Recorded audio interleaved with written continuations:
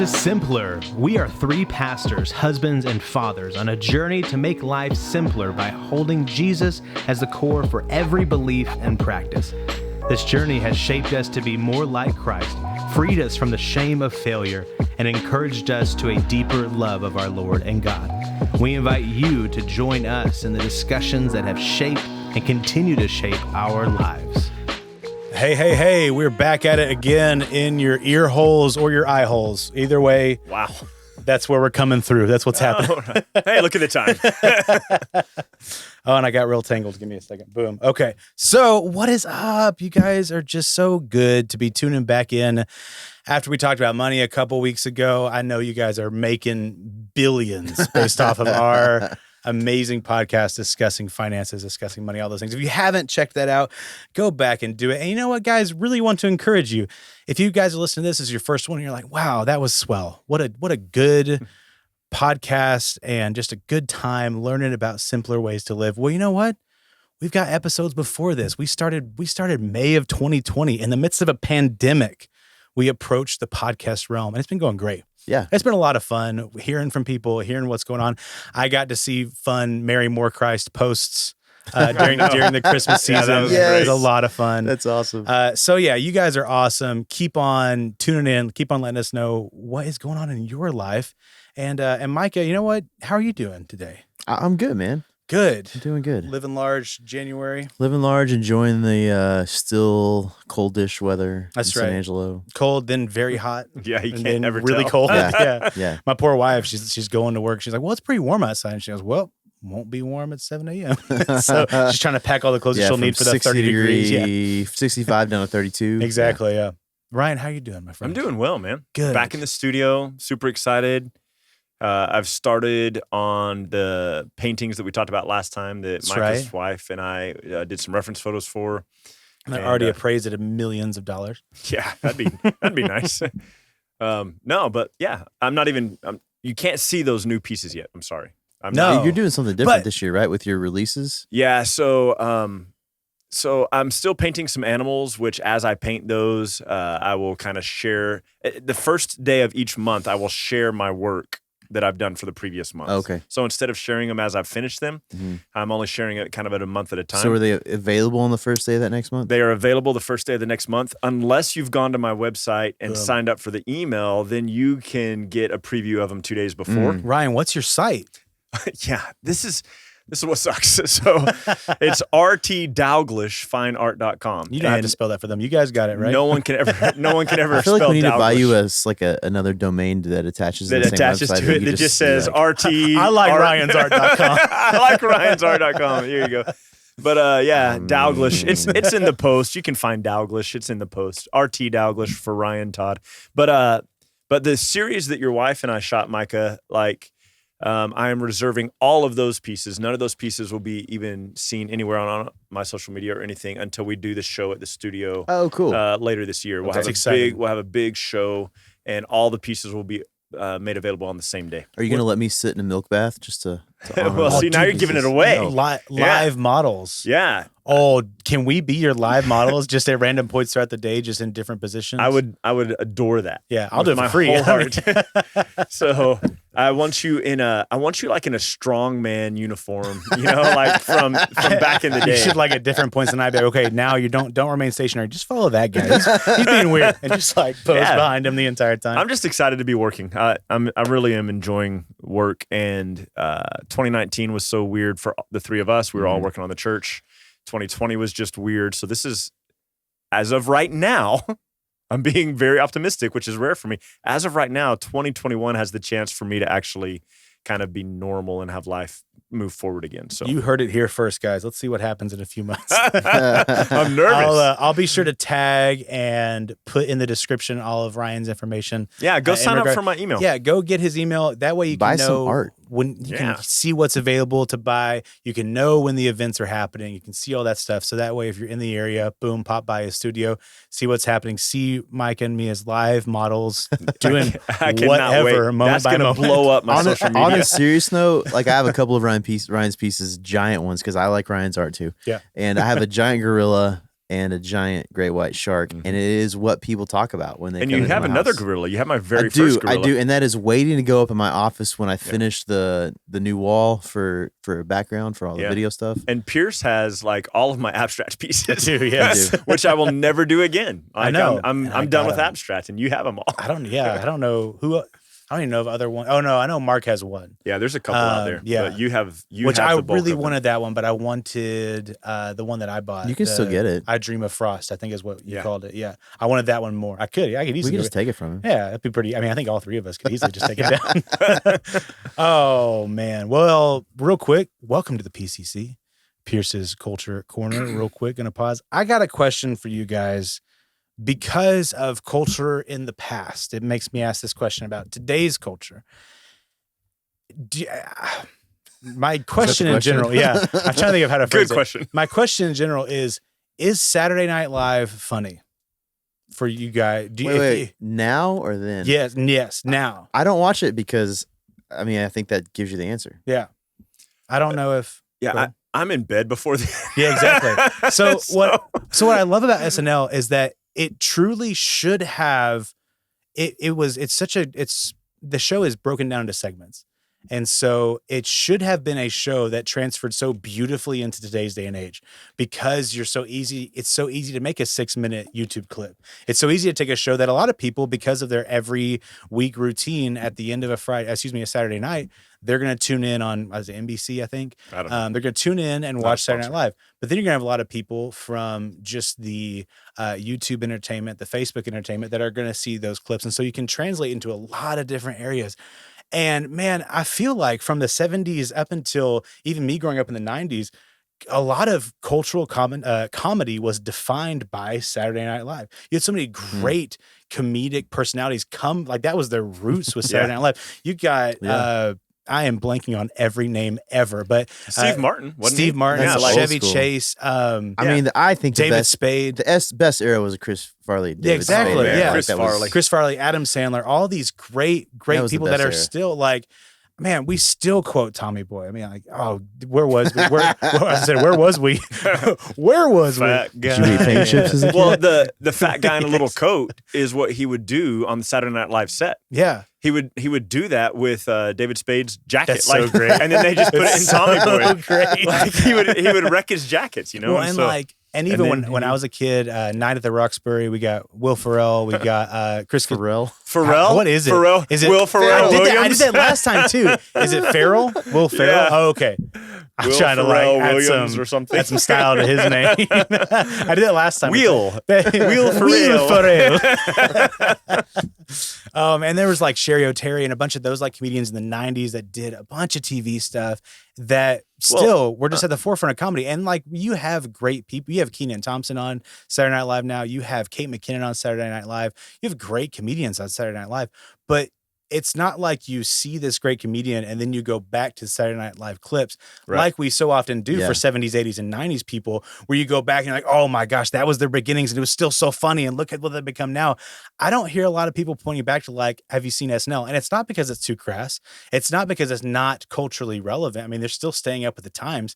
I just don't know if it's really funny. Well, yeah. How many people still know more cowbell? Like, exactly. Yeah. You know, like, in every Target you go to, you're going to see that graphic tee that says more cowbell. Yeah. And everybody knows it's Will Ferrell. It's him. So yeah, I watched on YouTube. That's what I was trying to get to. What is it? The internet. The interweb. The interwebs. I'd watched something about Christmas. I think we had typed in a Christmas movie or a Christmas playlist or something. And then one of SNL's like at home for Christmas skits popped up. And now I watched that and now my algorithm is just, jacked you up. love Saturday Night Live. And so I've been seeing clips from the 90s and I've been seeing modern day clips. And then they have like these compilations where they'll have all of their commercials. Oh, and I love Bill Hader. I don't know if y'all know Bill Hader very well, but I love him as an actor. He's a great serious actor. Him and Kristen Wiig, I think, are brilliant actors, brilliant comedians, and they came from that era.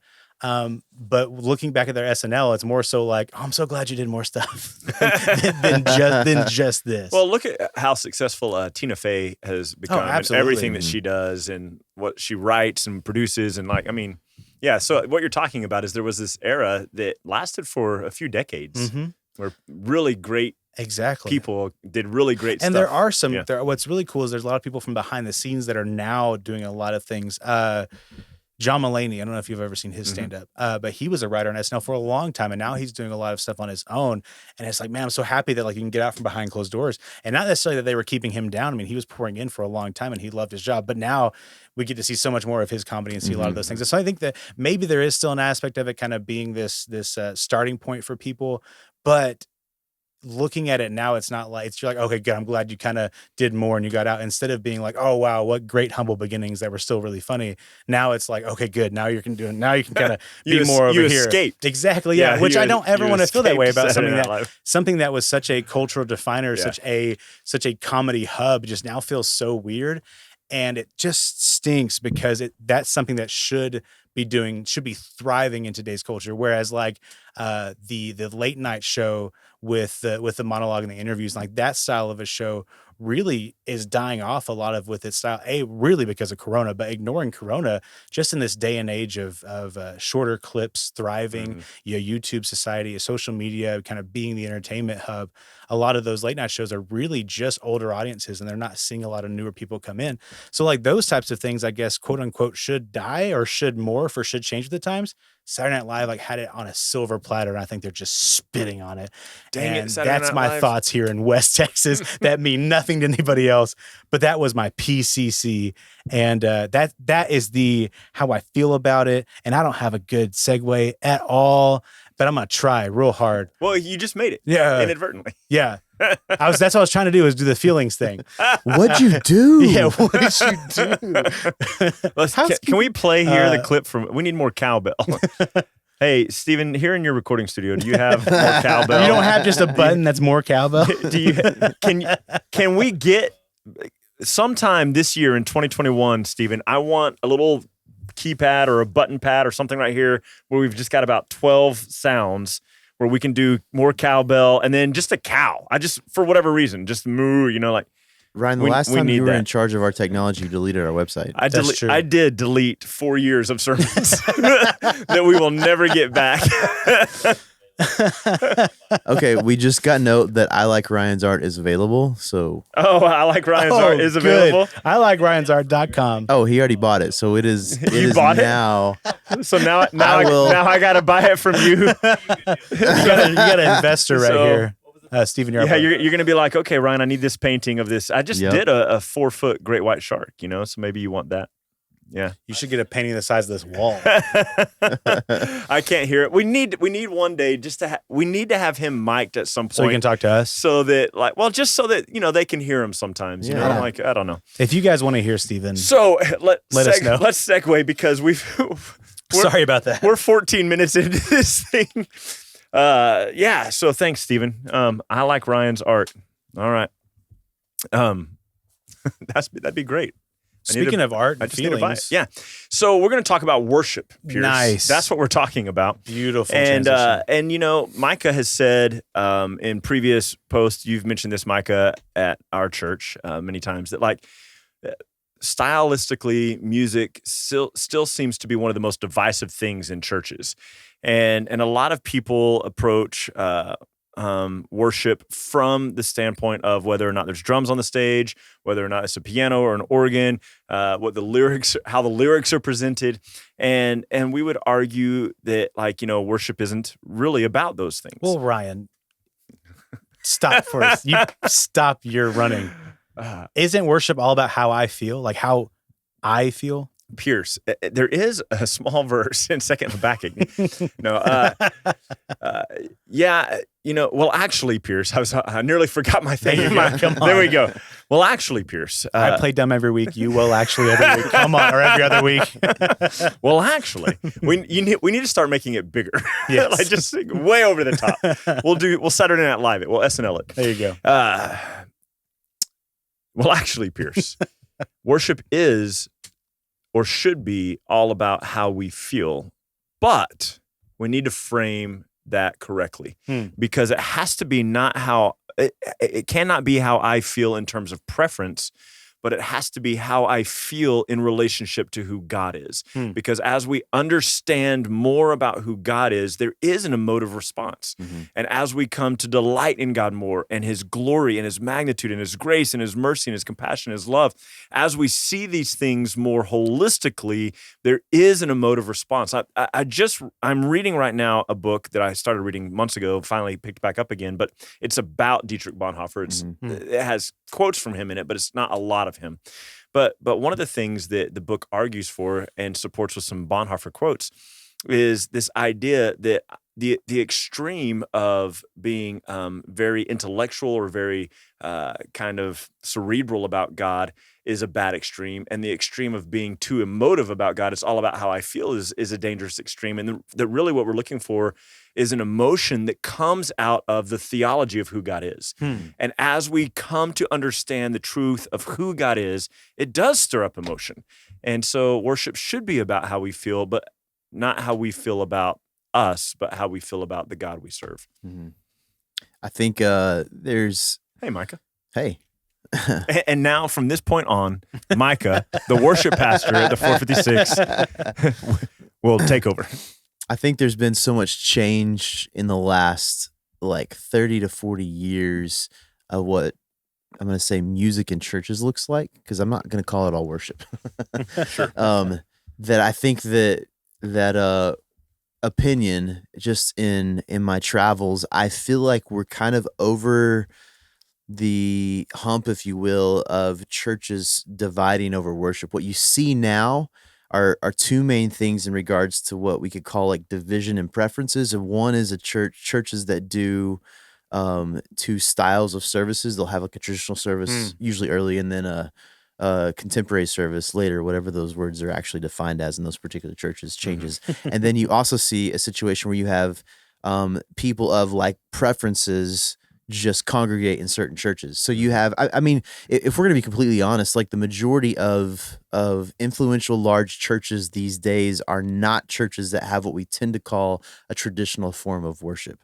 They're contemporary churches. And I think that, speaking of PCC, is a testimony of kind of where the culture is. And I am personally a fan of, as I've always will always be a fan of contextualizing ministry to the culture that you're in. One of the coolest experiences of my life in regards to worship was being in the Philippines and worshiping with our brothers and sisters in the Philippines.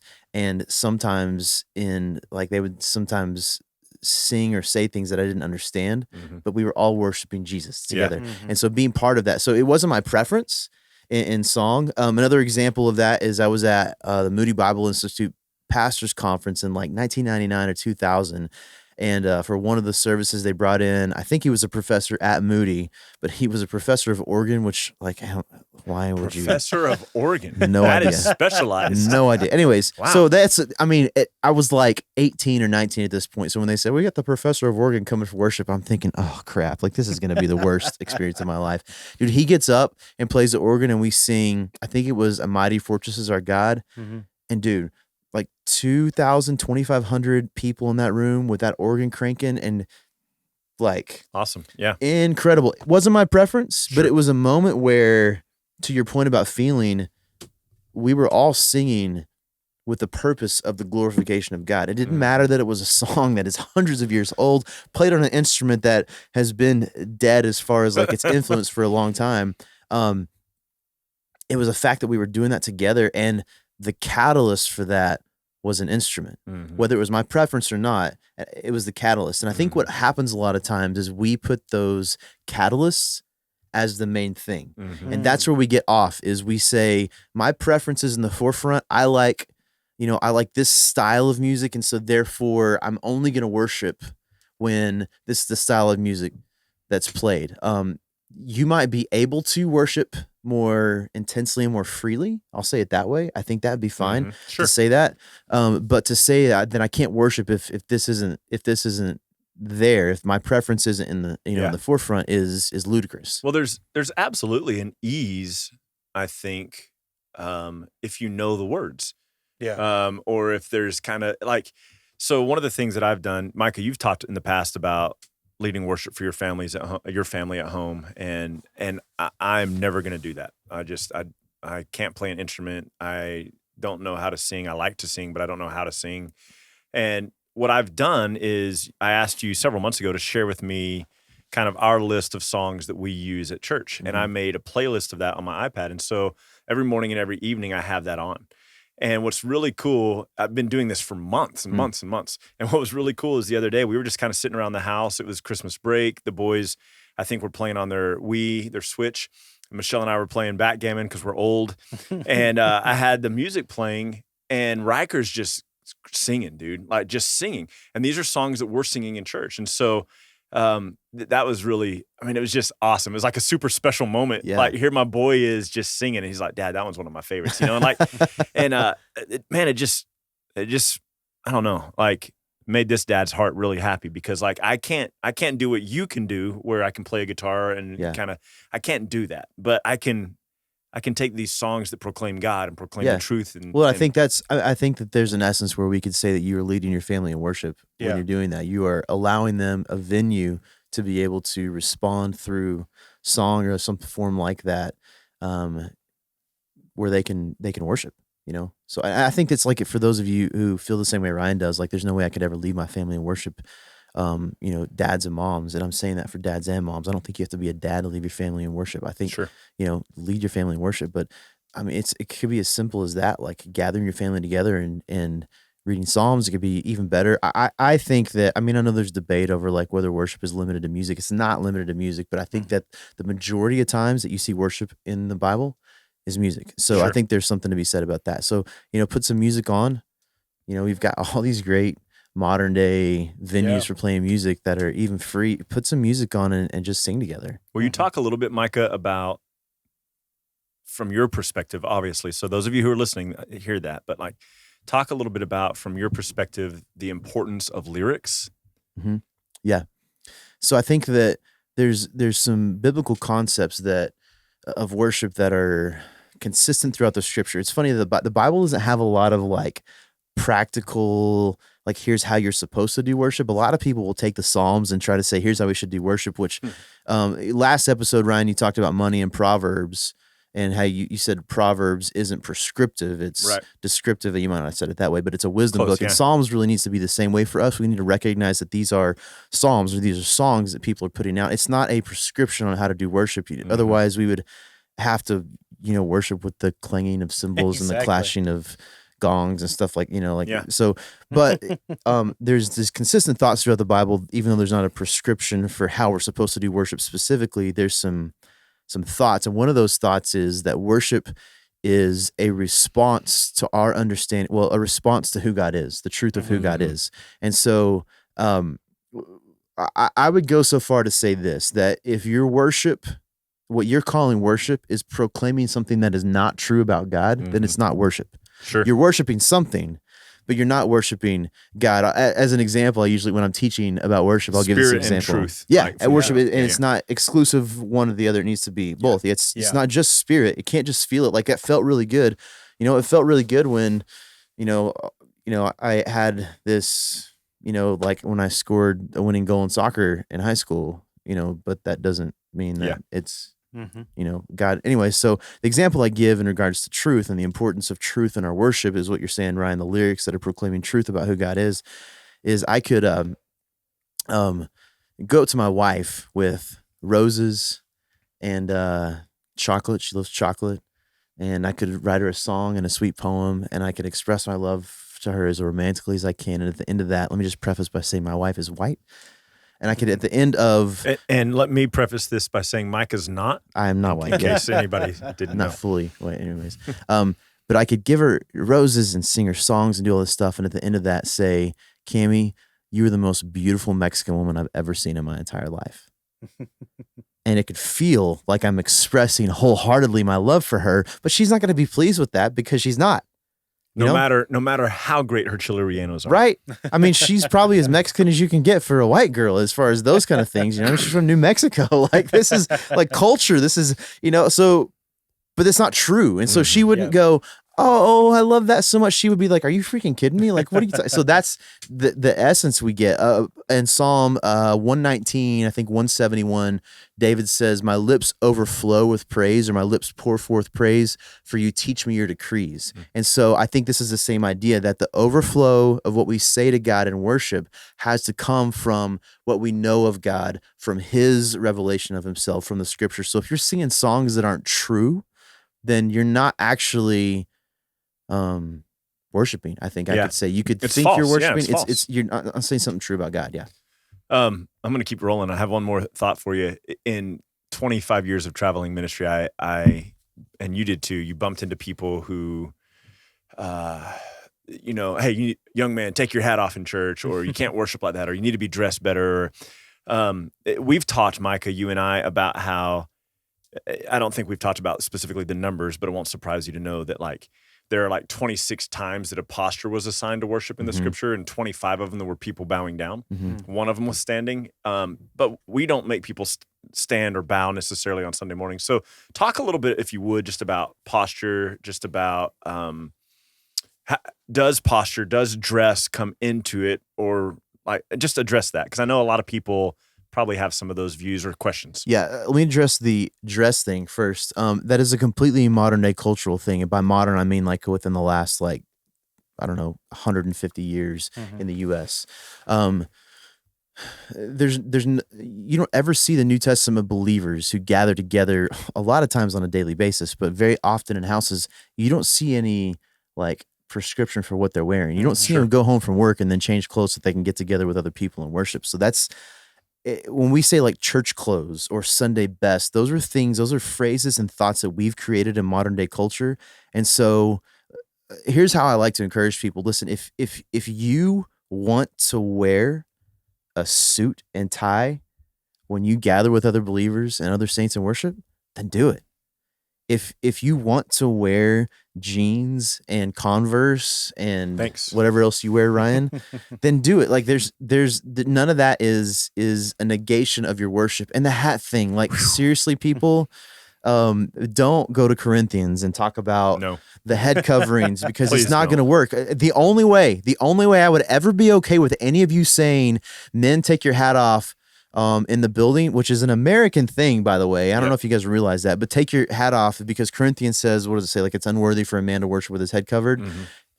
I'll say it this way. I had a camp director come to me one time and say, I'm really bothered by all the young men wearing their hats when they come into the worship service. Would you mind asking, I was preaching at the camp, would you mind asking them to take their hats off? And I said, just out of curiosity, why? What does it bother you? And she was real quick to say, well, the Bible says that we shouldn't have men shouldn't have their heads covered when they worship. I said, I'll make you a deal. I was like, you're talking about Corinthians, right? She said, yeah. I said, I will ask the boys and young men to take their hats off if you go to Walmart today and buy a bunch of material and make all the women cover their heads during worship, because that's the next part of the verse. Right. And so like wearing a hat or not wearing a hat is a non-issue. Now listen, if you're someone who grew up in the culture where you feel like it's like you're supposed to take a hat off, then take your hat off. But don't put that judgment on other people, because it's not a biblical thing. And we have a guy who comes to our church who takes his hat off when he walks in the door every week, and makes his son do the same thing. Yeah, and which is fine. Yeah, and I mentioned to the guy one time, I was like, it's okay, it doesn't bother us. And he goes, no, I'm his dad. Like, I'm doing it. Yeah. He's like, he's taking his hat off. I was like, cool. But that's in the beginning, we talk about preferences. Those are some of those things where we put our preferences in the forefront. So dress, like, I think if there was any wisdom in regards to dress, I would say like, be conscious that you're worshiping with other people. You know what I mean? If Steven and I are out fishing one summer and come to worship right after we get out of our kayaks and our clothes are all wet and we strip down to our Speedos and come into the worship service, like naturally, I can imagine that, because we always wear Speedos under our clothes. I can imagine that would be. I want you guys wearing that at my show. It wouldn't be wrong. It just wouldn't be the wisest thing to do. So I think that's the point, is like, just be conscious of other people. And one of the things I'll do is I will contextualize with where I'm at. If I'm in a church and I could tell like this is a no hat church, I'll take my hat off. For me, it's a non-issue. Exactly. It's not that big of it. And I love wearing hats. All my nieces and nephews, like, they think it's weird when I don't wear a hat, because I'm always wearing a hat. So as far as dress goes, and there's no biblical prescription. Like, and don't put your preferences on other people in regards to dress. absolutely. Just be with people and let's worship Jesus together. The other part of that was Posture. That one I think is a little bit tricky for me, to be honest, because I think it's something I'm still processing. The majority of the words in the New Testament used for worship is the Greek word proskuneo, and the word implies a posture of worship that is like laying face down. And so I think that my opinion, this is why I think it's tricky for me, it's just my opinion. My opinion is that's not a dictated form of worship for us now. I think if it was, then you would see that as a prescription throughout the epistles, and at least some of the New Testament writings. I think maybe if we're going to take anything from the implication of that word, it's that this is our heart before the Lord. I'll tell you my Christian background is kind of eclectic in regards to denomination. My dad pastors a Southern Baptist church, but he got saved in an Assemblies of God church. My mother grew up in a Christian church, like First Christian Church, and they got married, I think, at that Assemblies of God church. And so I have, family that comes from an AG background, and I have, a lot of experience in a Southern Baptist culture. So I have this kind of eclectic background. And here's what I see, because if you look at like, for example, like an Assemblies of God church and a Southern Baptist church on Sunday mornings, for the most part, you're going to see two drastically different forms of worship. In regards to posture, charismatic being Assemblies of God being a little bit more what we would call free in their body, in their motions, and then Southern Baptists tend to be a little more rigid, lots of hands in pockets and things like this. And I'll just say this: neither one of those things is innately wrong. Right. Here's my encouragement: let your posture be dictated by your heart for the Lord. So if you're in an Assemblies of God church, or a church like that, and you raise your hands because it's what you've always done, and it's not as a response to the Spirit guiding you through worship, if you will, then put your hands down. If you're in a Southern Baptist church or a church like that tends to be a little more rigid, and you're uncomfortable, moving or putting your hands up or anything because that's the way you grew up, stop being so rigid. You know what I mean? Like, that's putting our cultural preferences in the forefront. Let our worship be a proclamation of God. Just to be honest, I am uncomfortable, I'll say it that way, with people who never have any emotion or never express any emotion in worship outwardly. Yeah. And my comfortability with that is that there is not seemingly any implication of worship like that anywhere in the scripture. Yeah. Every time you see a worship service, especially the worship services of heaven, there's bowing, there's shouting, there's lifting of hands, there's praising, these kind of things that I don't. So my uncomfortableness is that I think if you're non-expressive in worship, then my question for you is, what is driving that non-expressiveness? I could be wrong about this, but I do think that a lot of that, Micah, comes from the non kind of responsive, non-expressive kind of thing. I think a lot of it comes from a shallow or a misunderstanding of who God is. Yeah. Because the more I'll tell you this, I grew up, going to church camp, kids camp I think they started when you're like in second grade or something like that, started going to kids camp, went to 2 different youth camps every year when I was old enough to do that, went to college retreats, whatever, right? And so I always felt more freedom in those environments to raise my hands or to stand up or whatever. But the church that I was a part of in college, First Baptist Church Lubbock, at that point, we had 450 college students. Our worship was still very much a worship kind of leader like you would think about from a Baptist church, even though we had our own service. We had our own pastor, we had our own worship team, everything. But he would be like, okay, stand up. All right, there'd be the offering, sit down, stand up, and I remember about halfway through my sophomore year of college, grappling with the question, is this authentic worship for me on Sunday mornings, or am I being authentic at the retreat I was just at this past weekend? And for me, honestly, I felt like I'm more authentically me when I'm raising my hands, which was not happening in the First Baptist Church culture. Yeah. And so I started doing that. And then a couple of my friends who are also still pastors, they would stand with me. And it took about a year. But it was really cool to watch people begin to kind of do what they were comfortable doing. Yeah. And some people still just stood or sat down whenever they were told to, but some of us were more comfortable standing. And it really, I think eventually became. Now, I'm not saying that some people didn't go, oh, the cool kids are doing that. I was never one of them, but I'm not saying that some people weren't just followers, right? But I think there have to be leaders, there have to be followers. But like, it was neat to see some people would just straight up go down to the front and pray, or grab somebody else and go pray with them, and it was really neat to be able to see that people. It felt like at least people were worship began to be more authentic, began to be a response to what we were singing and who we were singing it to, God, rather than, you were less concerned about your environment. You were less concerned about the room you were in. You were less concerned about who you were standing next to. And you just, I don't know. It was neat. Yeah. Well, I think to your point, a lot of that is leadership based. Yeah. I mean, Pierce, you've been with me at camps for years. I think this last summer was the first time we didn't do a camp, worship camp in 8 or 9 years. 8 or 9 years. So I think one of the things that, dang COVID. I know, right? But ruined the streak. Ruined it. I know, we missed our Oceans. Exactly. Our Oceans 11, 12, and 13. Oh, that's so sad. Anyways, one of the things that I've always loved about Pierce being with me on the road, and the part of the reason that I continued to have him play bass for me when I was leading worship a lot on the road, was because for us, this wasn't just a job. No. This was us in an environment where we had a chance to lead people in worship. And you could see it with Pierce. Like, there was a lot of times, just to be transparent, Pierce would like miss a note. And I look over at him, and it's because he's worshiping. Because he's got his iPad with his chords on his pedal board. But like, there'd be times he'd miss something, and I look over, and it's because he's worshiping. And you know what? That's totally fine with me, because this isn't us just like as contracts. And it always felt like that Guitar Hero moment where it's like, because I'd feel his eyes over here, and I'd be like, what are you doing? So take me out of it. I feel the spirit. But yeah, no, you're exactly right. I think that was so encouraging for me as well. Welcome to the podcast, Pierce. Exactly. That's why I'm here. I was about to jump in and be like, well, I got questions for Micah too. The Micah Q&A. But I think that shows, well, you ruined my thought, Ryan. Dang it. That was so encouraging to kind of be invited back to that mentality as well, and to kind of have that encouraged, where that was kind of my first, not necessarily my first, but outside of my comfort zone, first professional quote unquote musician environment.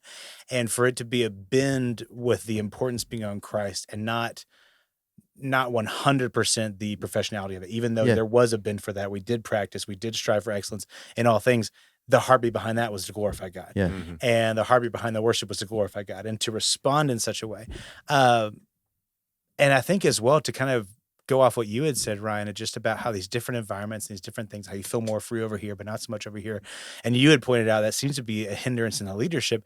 I 100% agree, because let me rephrase that. I was never really taught what worship is until I was 21 on the road with Micah. I had been you were in an environment where, and I think we even began discussing like, well, why is church structured the way it is? Like, why is a church service structured the way it is? Why do we do the things that we do? Why are we coming together to sing songs? Why are we coming together to dive into the word? Why are we coming together to pray, to meet needs, to do whatever? Why does it look a certain way? Because you can think, we can talk about all the differences of Christian culture, of denominations, of all those things, but the majority of the time, anybody, probably most people in America, could give you an ABCD layout of what a church service looks like. They can give you the generic little schedule of it, but most of the time, they probably can't tell you why we do certain things.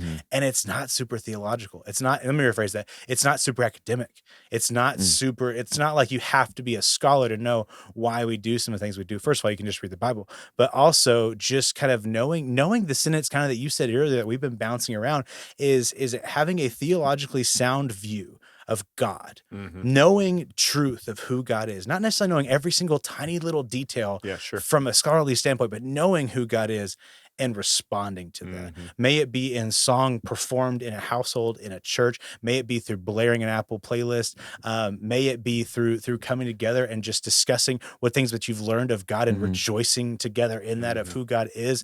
That sentence took me 10 seconds to say aloud.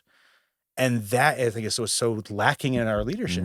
It's so lacking is that you may have something of like, let's come together for the Lord. And like, or people will like throw up their Bible, or they'll have like the cheesy banner on stage that like says Jesus is Lord or something like that they don't really address. Or you'll have like, I grew up in churches that had like the however many names of God in Hebrew around on those banners. And I remember looking around there and being like, well, I need to look all these things up. This is so awesome that like we have these things flowing. But now I think back and I'm like, oh, what a shame that like Never talk about them. it's never talked about. Yeah. But you have these little one-liners where you're like, oh, I mean, we oftentimes will, if we're playing like a live worship playlist, you hear those one-liners. And then if we're practicing a song that has that same thing, we'll toss in that one-liner in there and be like, for the Lord today, can I get an amen? Like just throw in the little yells. But those things, I mean, obviously I'm not making fun of those people. That is a response. I shouldn't say that. Those are I shouldn't live say- recordings. Yeah, you exactly. should see. Yeah. That's their response in that moment. But in the same way, like you can say why we're doing what we're doing. Why are we singing together? Why are we rejoicing together? Why are we proclaiming these truths of God together? Why are we diving into the word together? Even if we're just going to go holistically of like what a Sunday or Saturday or whatever, whenever you meet together at your church, why does it look the way that it looks? Why do we do the things that we do? Because you have people like me that get to a point to when they're 20 years old and they go on the road with some half Filipino dude and they're like, oh, crud. Like I have been worshiping. I have been responding, but now that it's really in the forefront where we're discussing it, what it actually means, I'm realizing what I've missed out on. Yeah. I'm realizing what my peers have missed out on. And yes, I remember really responding to who God is. I came to know the Lord. I couldn't even pinpoint a date. I'm a bad Baptist. I don't have my little certificate of when I came to the Lord, but I know the Lord was working in me for years. May it be whatever. And I know I had emotional, real responses to him.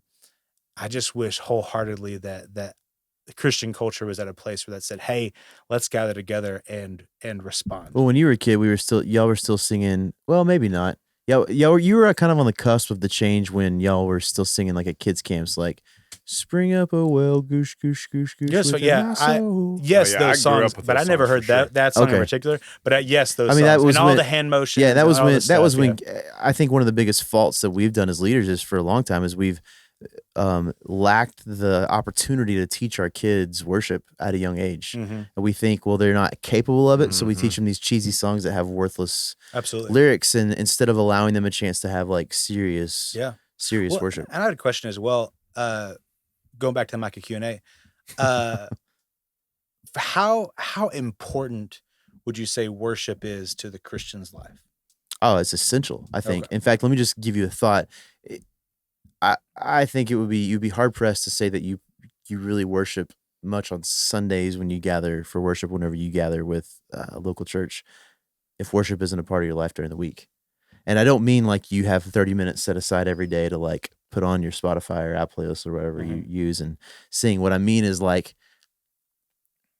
what's your response when you see that like beautiful thunderstorm rolling in? Mhm. Is it like, oh crap, the rain's coming? Or is it, oh my gosh, God, you are the most beautiful? Like, what's your response when you see God revealed in all these facets of creation? And what's your response when God does something amazing? Like, that's what I mean is like, Yeah. if you're not, because the word worship it comes from like I think it's an old English word, worthship. And the idea is that we are ascribing worth to something. And in our case, we are ascribing worth to God. And so if you're not ascribing worth to God on a consistent basis in your daily life, I have a hard time believing that you're going to come in to a gathering of saints and say, now I'm going to worship. I don't ever worship.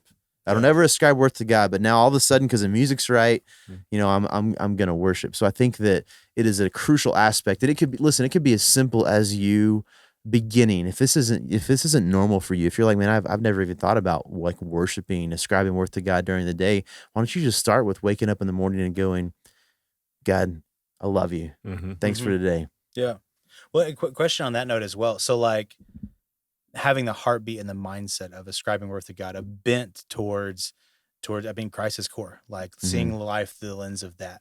100%. That the reason why I ask as well, I've seen more and more just these people that will be so turned off towards the segment of a church service that is the worship segment, which is generally music, which is generally in today's day and age, at least a guitar and at least singing. That's your Church of Christ.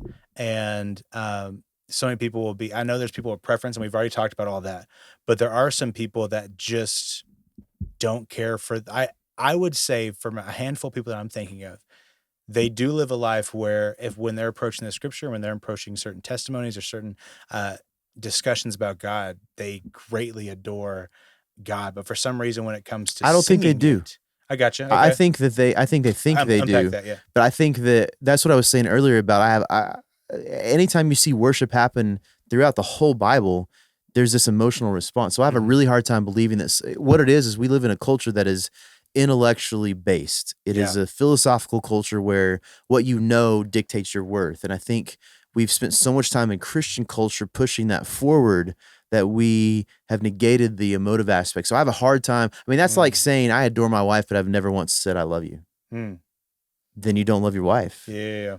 Because if you love her, that would be an overflow of it. So that's what I mean is like, I think they adore the idea of God and the things they know of God that they think are true or not. I just don't think they really adore him. Yeah. Well, that's a great point. And I think that too, like it also shows this neglect towards gathering together. Like I think I 100% agree with you, but just in the off chance that they still adore God, it's still in their moment is like, I'm not going to go to this segment of it.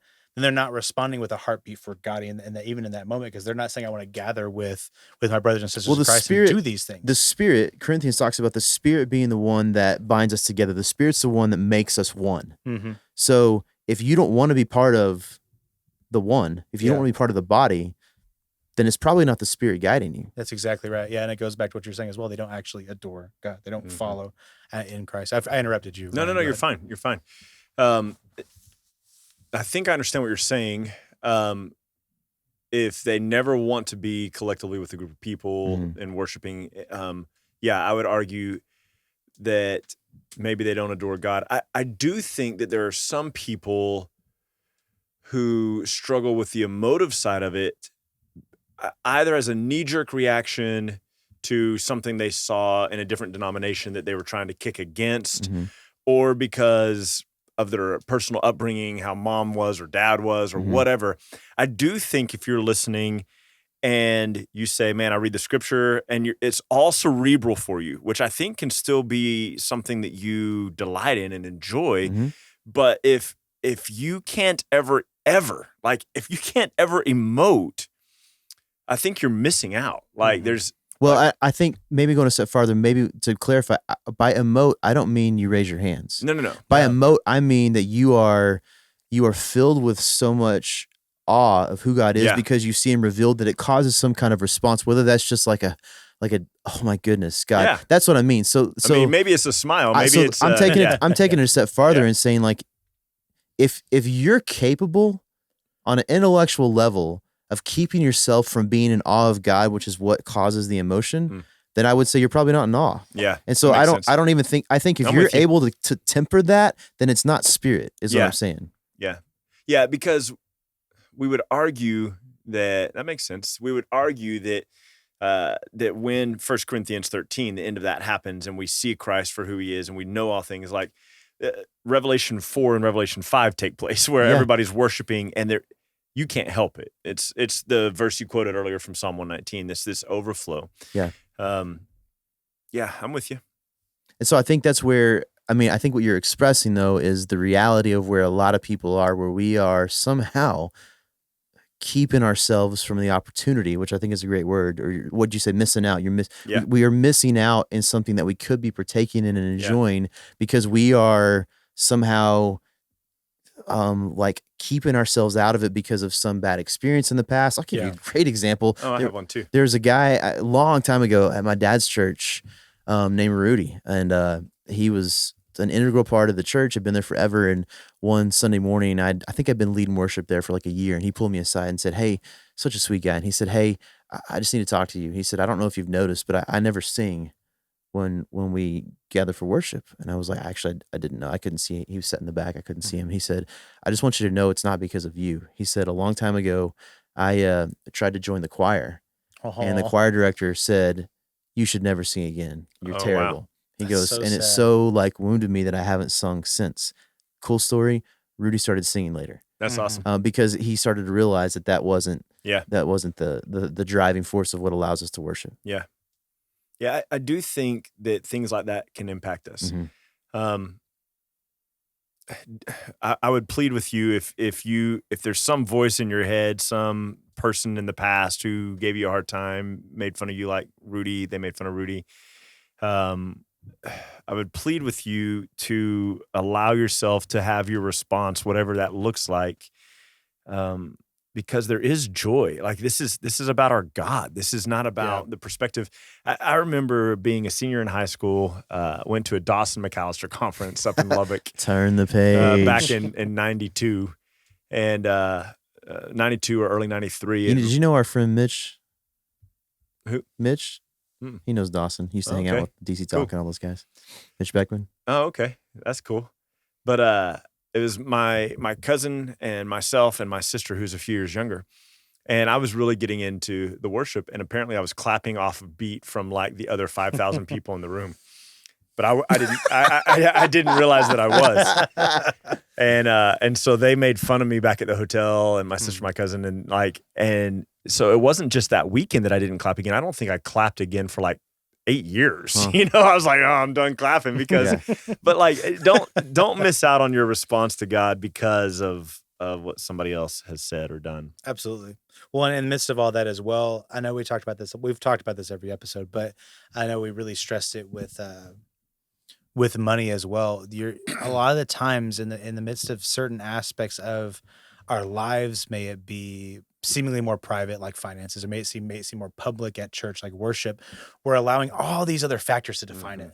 And I think that's what I was trying to get at earlier, was just like poor leadership or a poor job that maybe we've done as pastors of defining things that we do as Christians and how we walk and how we live out. And I think that if you're listening and you are a leader in a church or doing some sort of ministry, strive to give clarity through defining things. Yeah. Don't set rules, but rather through the lens of Jesus, give clarity to how we live, give clarity to how we walk and how we move and how we live our lives, and how worshiping isn't just something we do to have a fancy sound system. It isn't just something we do to fill up a space of time to okay, you give me 10 minutes because I got to run to the bathroom real quick. Like, it's not just something we fill up time with in a church service.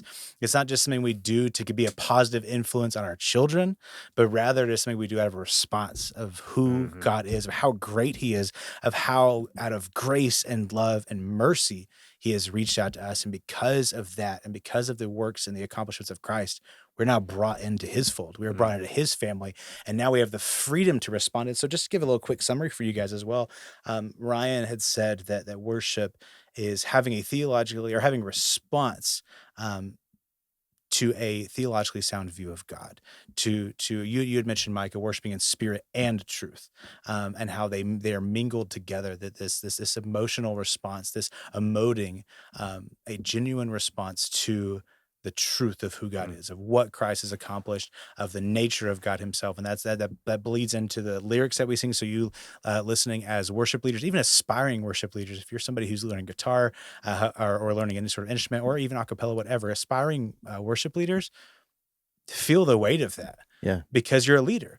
And so think, okay, how can I use this song, this song is just got like one or two words that I don't really like. We've changed one or two words. Yeah, don't just pick songs because they're popular. Exactly. Like, pick songs because they're good. And if it happens to be a popular song, fine. So be it, yeah, exactly. You had talked about as well kind of the freedom that we have as Christians, as believers in Jesus, to do these things. May it be dress, posture, these types of things, responding to our culture as a response to God. So you had actually mentioned a couple of different things. You had mentioned the kind of the hat, the no hat thing, and how that holds no weight. But if you're in a room where it does hold weight and it'll be more distracting, it's no skin off our teeth, or whatever the saying is. Like, it's nothing that is going to bother us to take off a hat at all, because in that moment, I'm dictated. My actions are dictated by my love for Christ. Yeah. My actions are now dictated as a means of how we can collectively worship. And if anything I do is a hindrance of that, however dumb that might seem to be in that moment, and while I might disagree with it, me making a stance in that moment about a hat is now even more so putting a hindrance of us collectively worshiping God. So I can take that hat off. So having a wisdom and culture that is still dictated by response to God.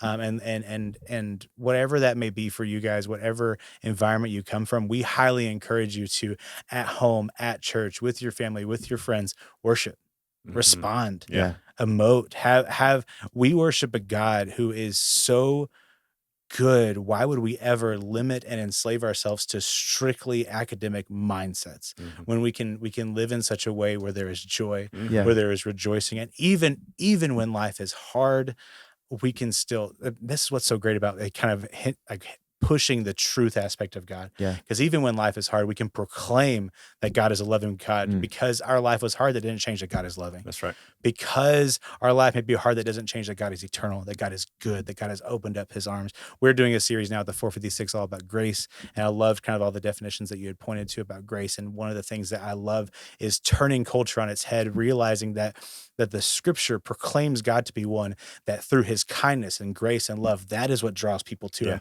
It is never a ticket out of hell. It is never out of fear or judgment, but rather it is with arms open wide. And that's one thing that we see within the mindset of Jesus as well. And so regardless of what you're going through with your life, regardless of how good or bad your piano player may be at your church, God is still good. And we proclaim that together.